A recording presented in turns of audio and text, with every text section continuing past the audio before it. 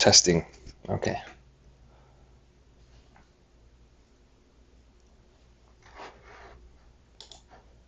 Let me see if this stream is online. What happened now?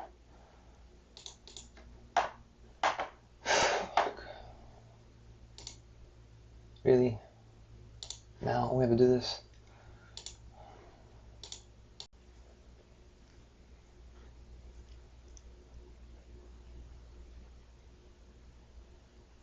Okay. I think we're live now. All right, sorry about that, guys. Good afternoon. Welcome aboard to the aftermarket recap. It said that the stream was having issues, so I thought I had to use a different stream key for YouTube. Whatever. Good afternoon, everybody. Welcome aboard to the aftermarket recap. My name is Carlos Garcia, founder and CEO of G.A.R Capital. Thank you so much for taking the time out of your day to join me today and every afternoon, 5 p.m. Eastern Standard Time. Happy Friday, May 20th, 2022. Well, what a day, to say the least. What a day in the market. I know we have a mixture of individuals here that are one of two things. They're either really, really big fans of G.A.R Capital, and for that I say thank you. And the other side is our members, Discord members, so and thank you as well. So when I talk about the blog, that's just for Discord members, but if I talk about Twitter, that's pretty much everybody. So back and forth I will go, Twitter and the G.A.R Capital blog. What a day. I pretty much did the commentary all day today on the G.A.R Capital Discord, the blog, as I do every day. And it was actually pretty funny about the day that we had. We actually broke today 20%. We hit a bear market, intraday bear market. And then we had a nice bounce to close. A lot of people are saying, oh my God, what happened? Did everyone want to buy stock then? No, what you had was basically a short squeeze. All the shorts had to close their positions, meaning they have to buy. So what you had was basically short covering their position. So we'll take a look at that here on S&P. Before we do that, let's go over the numbers. Dow Jones actually closed green today. Unbelievable. I think we were down as much as like 480, I want to say. I may be wrong. The NASDAQ fell 0.30%. Trust me, it was a lot worse than that today. The S&P hit a low of 3807. Mind you, 3850 was bear market territory. That was it. Like, hey, you hit that marker. That's kind of that psychological marker everyone's kind of thinking about, right? The 20%. Are we in a bear market? Are we in a bear market? Well, technically we did today, but we didn't close at a bear market. That was the big deal. 3807 was a low. We closed at 3901, 3902 on futures. The VIX closed up 0.27%, and that was a lot higher earlier today. We'll go over the VIX here in a second. Equal weight S&P ended flat. QQQ down 0.31%. IWM hit a quarter point down, 176.08. We finally closed our puts on IWM, and we also hit SPY puts today with unusual options activity. Well done. It was a very difficult tape to trade, especially when you're getting just continuous down moves to catch a good price, especially on expiry day. Not easy to do. Let's go to the dollar here, up 0.29% today, 103.02. 10-year yields below 2.8, 2.787. A little reprieve out there. Bonds were bidding. TLT, I do own some, 1.14% to the upside. Gold was up 0.07%, GLD. Silver down about 1%. High yield credit basically flat. So credit markets are not showing a lot of stress here, at least not today. And investment grade bonds up 0.49%. So again, the credit markets are flowing at least. There's access to credit. Now we'll see how much credit, consumer credit's been used. But as long as there's liquidity out there, that's kind of the issue. That's kind of the most important thing. But the Fed has not even started quantitative tightening yet, guys. They have not sold the bonds that they bought, the MBS bonds, mortgage-backed securities, and their treasury bonds. So maybe the market is already pricing that in, possibly. They know what we know. So 2.787, very important. I'm going to go over that chart here in a second. Take a look here at crude oil, up 0.42%, 110.35. ExxonMobil hit a new 52-week high today. How about that? Energy companies, back from the brink. Remember, just 2 years ago, energy was the worst sector to own. Everyone was all about EVs. I know I was. And then energy started picking back up. So sometimes the dogs can be the kings. They do get some switching into sectors. Very usual. That's not a big deal. I mean, I don't think Apple will be the most valuable company 10 years from now. Let's just say. So again, there's always rotation in and out of sectors about which sector innovates best or makes the most money, and then you get weighted that way. Gasoline per gallon, $3.69. And Bitcoin down, but it was a lot lower, but now we're at 29,000 with Ethereum 1951. Of course, I'll always keep an eye on my crypto portfolio because, well, I like self-pain, I guess. All right. Let's answer a couple questions, and I want to go over a couple charts with you guys. Carmen, man, you're awesome. Thank you. Thank you for coming on Friday. Thanks for everything you do. You're welcome. God, I'm going to forget the name. I think I talked to, was it Tim this morning on the chart? If you want to go back to the video, he asked about Tesla. I hope you got those puts. If you did, you got balls of steel, my friend, because those were hitting fast. And I didn't put the alert on Tesla. So if you got it, I think I could sleep better at night knowing that you did, because we talked about that Tesla level and it broke fast.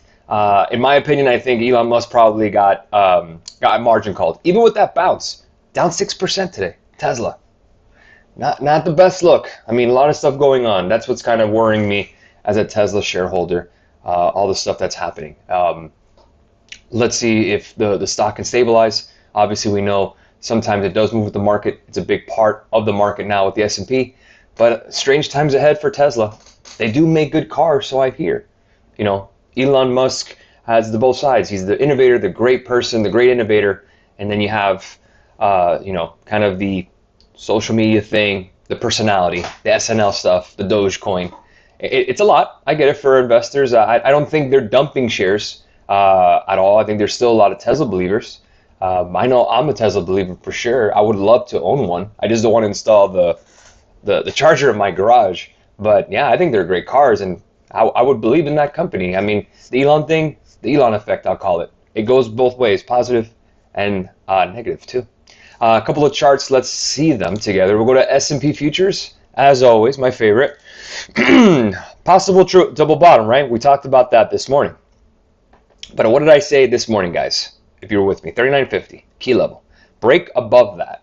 Then we can talk with a gap to fill. What happened? We rejected at 39.49, almost to the penny. Almost. And we cascaded down, OPEX selling. Definitely just started piling up and piling up and piling up. Tesla was down, I think, double digits today. It was pretty bad out there. Apple held up pretty well. We'll go over sectors here in a second. But for the most part, it was just a cascading effect down as we just kept going for the lows, the 52-week lows. Give me 1 second here. Day performance. Okay, good. So we had the lows here. Remember, we had this wick here. What was it? 38.53, 38.54. That was the double bottom, sure. But we broke that.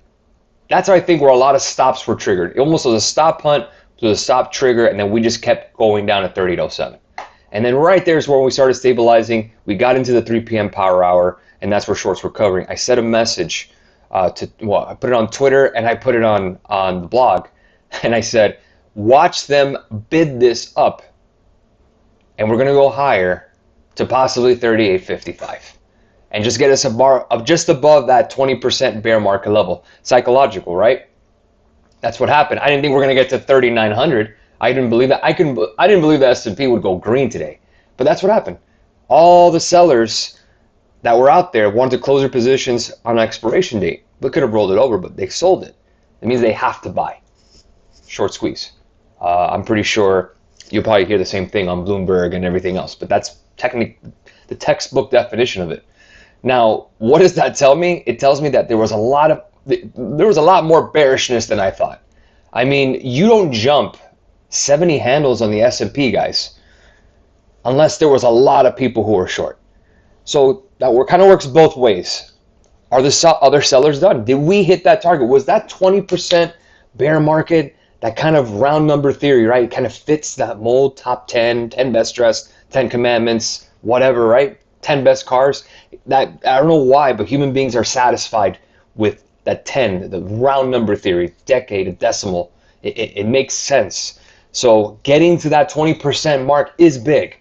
Did I hit levels where I felt comfortable buying? No, because I want lower valuations on it. I want to know what my money's buying. So with that being said, let's say this was natural buying, not short selling. Let's say, Carlos, I think we hit a bottom. What are the odds that I'm right? I would say about less than 5% chance that's the case. Yes, the selling has accelerated. Yes, you're in oversold territory, but not extreme oversold territory. So keep that in mind. There is extreme, and you can stay in oversold territory for a while. Just because something is oversold doesn't mean someone wants to buy it. And I think a lot of people need to understand that with technicals. It's still the supply and demand trumps everything. And keep in mind, guys, even indicators, they lag. They all lag. So you're not really getting the live stuff unless you're looking at just pure price action.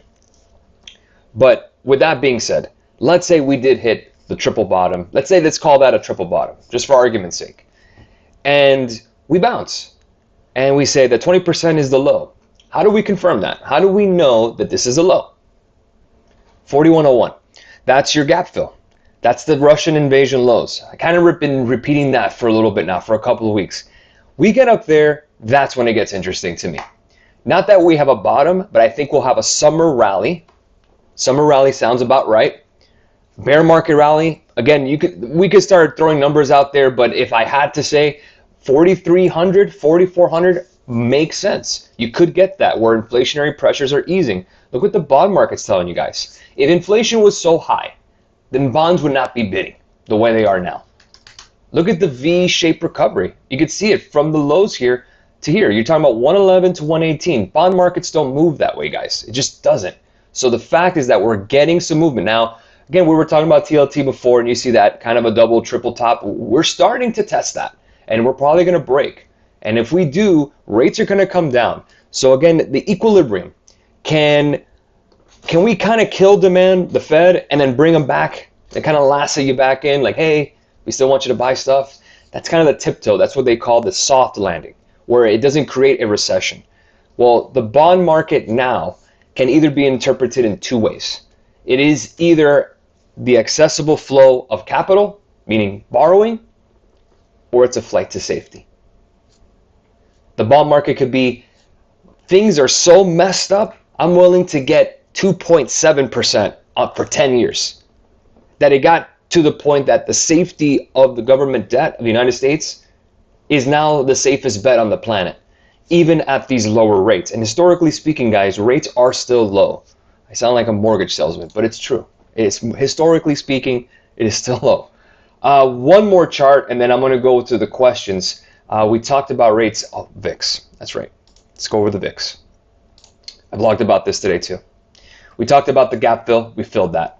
We talked about the gap fill this morning. We filled that and then some. What did we test? On the blog, I said we may test the break level, the gap fill. We did. We didn't even settle above that. They sold it off right away. I hate using technical analysis for something I can't trade or anyone can't trade. VIX is not a tradable security. It's just an index. So again, take that with a grain of salt.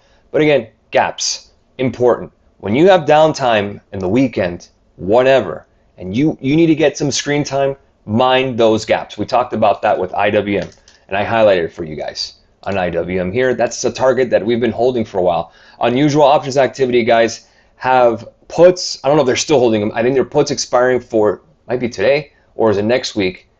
And they were like the 190 puts, something insane like that, like 185 puts, unreal if they held. But see, another gap here. And gaps are what we talk about 80% of the chance they do fill over time, over the imbalance of price discovery. Now we discover the price. Looks like we're going to get a round trip on IWM. Could that be your bounce? Again, speculation everywhere. Again, the round number theory. Get me to 4,100, 4,101, and we'll talk about anything being bullish. Because right now, guys, you're still in a downward channel. That has not changed. Do you think we continue downward next week or close to the bottom? I think we continue down next week. I do.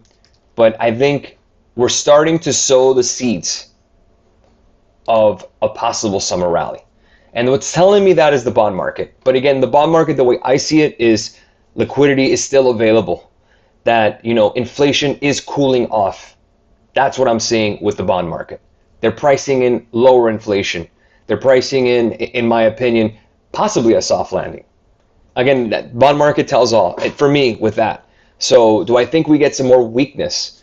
Yes, until otherwise invalidated at 4101. But again, we haven't really broken anything meaningful. It was another 7th week for the S&P 500 to be red. It's the first time since, the last time was 2001.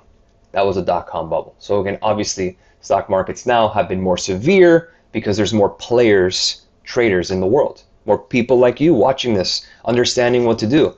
2001, man, if you wanted to make a trade, you had to get on the phone and call your broker.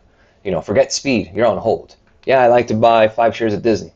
That's how it was. Now we have all this. Now you have the understanding on why things are not just as random. This was not random, guys. That green spike. That was not natural buying. That is short covering. Complete textbook of it. I don't want you guys to get too excited. Don't get me wrong. I love a nice green day as much as the next person. Hell, I'm bullish long term, baby. I can't wait to buy more stocks. Get me to 37.50, please. If this is a bottom and we start soaring until the end of the year and get back to all-time highs, I'm going to go back to this video and probably put a dislike button because I'd be so pissed. Either way, that's where we are. Do you think Walmart goes back to 150 by end of year? Let's take a look at Walmart. We'll go ahead and expand this out to 150 by end of year. We're trading at 119. Boy, that's a tall task. The good news, you have a lot of gaps to fill and you have a lot of time. 150 would not be my price target on Walmart, but I would probably put it around 130. I hope that's fair. I think we do bounce. I think Walmart is way oversold. Cheap, but not as cheap as Target. Cheap though. In terms of their price to earnings, 130 seems about right, or we'll probably get to. But 150, that's a tall order. You're expecting a lot of good news to come through, which I'm all for. I hope it does. But all bets are off. We need something, guys. We need some good news. Give me something. Give me something, economy. Give me a good answer. Give me a good report. The only thing that's kind of shining right now, kind of making me feel a little bit optimistic, possibly, but not in terms of short term, obviously, is yields. TLT. Keep an eye on that, guys. Thank you so much for joining me. Have a great rest of your weekend. We'll catch you on Monday for the morning note. Love to see you then, and happy trading. Cheers.